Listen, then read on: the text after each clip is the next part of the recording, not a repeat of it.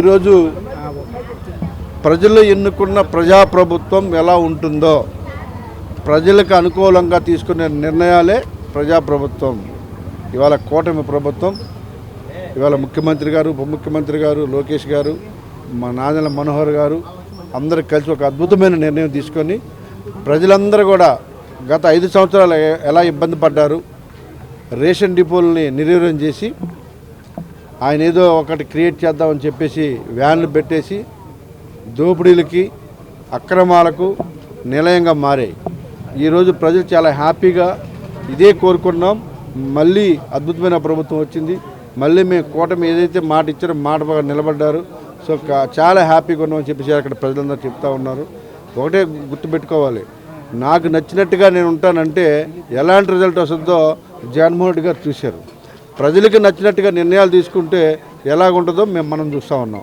So ఈ వ్యత్యాసాన్ని గమనించాలని చెప్పేసి ఇప్పటికైనా బుద్ధి రావాలి. ఇంకొంతమంది సంక్షేమ పథకాలు అంటున్నారు. మీరు అన్ని సంక్షేమ పథకాలు ఇచ్చారు, మిమ్మల్ని ఎక్కడ కూర్చొని పెట్టారు? ఆ బుద్ధి లేని మాటలు పక్కన పెట్టి ప్రజలకి రోడ్లు కావాలి, సంక్షేమంతో పాటు అభివృద్ధి కూడా కోరుకుంటున్నారు ప్రజలు. మీకు ఆ జ్ఞానం లేక ఇళ్ళల్లో కూర్చొని పెట్టారు, మళ్ళీ అదే పాట పాడుతున్నారు. ఇక మిమ్మల్ని ఎవరు మార్చలేరు. ఇప్పటికైనా బుద్ధి తెచ్చుకోవాలని చెప్పేసి రాష్ట్ర ప్రజలందరూ కోరుకుంటూ ఉన్నారు.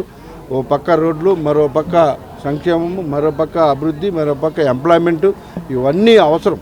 ప్రభుత్వం అంటే దోసుకోవడం కాదు. ఇవాళ అలా దోసుబట్టి ఎంతమంది వెళ్ళే లోపలికి ఇంకొక 10 మంది వెళ్తారు. బస్తాలు తోసారు భారత సిమెంట్స్కి. బస్తాలే ఎంత చెప్పినా ఇనేవాళ్ళు కాదు. సో ఇవాళ ఏంటి, బస్తాలు దోసిన వాళ్ళు, ఆయనేం బాగానే ఉన్నాడు, బస్తాలు దోసిన వాళ్ళ పరిస్థితి ఏంటి?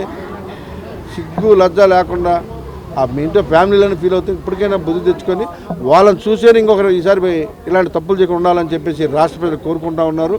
ఆ దోపిడీ నుంచి రాష్ట్రాన్ని కాపాడినందుకు ముందు ఏం చేయకపోయినా పర్లేదు, ఆ దోపిడీ నుంచి మమ్మల్ని కాపాడారని చెప్పేసి ఇవాళ ప్రజలు చాలా హ్యాపీగా ఉన్నారు.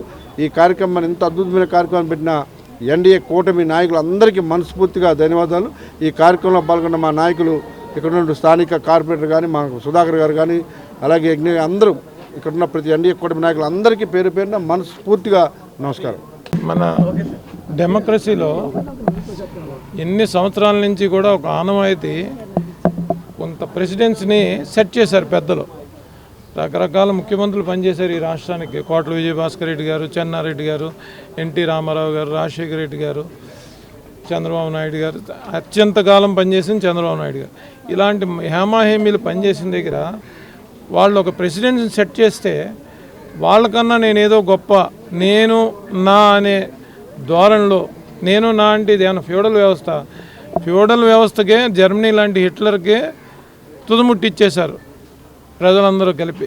సో అలాంటి వ్యవస్థల్ని నిర్వీర్యం చేసి 1000 అమ్మంటూ 10 బళ్ళు, రేషన్ బళ్ళు పెట్టి జెండా ఊపి ఒక వ్యవస్థని, రేషన్ డిపో అనేది పేద ప్రజలు, బీపీఎల్లో ఉండే ప్రజలు వారి కాయ కష్టం చేసుకుని వారికి వెసులుబాటు ఉండే టైంలో రేషన్ షాప్కి వెళ్ళి సరుకులు తెచ్చుకునే పరిస్థితి ఉండేది. ఇప్పుడు ఈయన తెచ్చిన వ్యవస్థ ఏంటంటే, ఆ వ్యాన్ వస్తుంది, ఆ వ్యాన్ దగ్గరికి అందరూ పరిగెత్తుకు వెళ్ళాలి, ఆ వచ్చిన టైంలోనే మనం రేషన్ తెచ్చుకోవాలి. ఇది మనకి వెసులుబాటు ఉన్న టైంలో మనం రేషన్ షాప్కి వెళ్ళే విధానం ఇది. ఇలాంటి పూర్వం నుంచి కొనసాగి ఒక టెస్టెడ్ ఒక సంస్థ ఇది. దీన్ని పరీక్షించి దీన్ని ఒక ప్రెసిడెన్సీగా కొనసాగిస్తే దాన్ని ఈయన తుదముట్టిచ్చాడు. సో ప్రజలు కూడా నువ్వు చేసే ప్రతి పని, గంగవరం పోర్టు అమ్మడం కానీ, కృష్ణపట్నం పోర్టు అమ్మటం కానీ, ఈ లిక్కర్లో నీ ఇష్టానురీతిని పనిచేయటం కానీ, ఇవన్నీ చూసి నిన్ను మార్చేస్తాను, రేషన్ డిపోని నువ్వు మార్చేస్తే నేను నిన్ను మార్చేస్తాననే ధోరణిలో ప్రజలు కూడా అతన్ని పూర్తిగా తుడిచివేయటం జరిగింది. సో ఇలాంటి వ్యవస్థని పునరుద్ధరించినందుకు, అది కూడా మా నియోజకవర్గంలో గౌరవ ఎమ్మెల్యే వంశీకృష్ణ గారి ద్వారా గౌరవ ముఖ్యమంత్రి చంద్రబాబు నాయుడు గారు మరియు నాదెండ్ల మనోహర్ గారు, సివిల్ సప్లై, వీళ్ళందరూ కలిపి విప్లవాత్మకమైన నిర్ణయం తీసుకుని మా ఎమ్మెల్యే గారి ద్వారా ఈరోజు ఈ షాప్ని 30వ వార్డులో సాలిపేటలో ఈ షాప్ను ఓపెన్ చేసుకోవడం జరిగింది.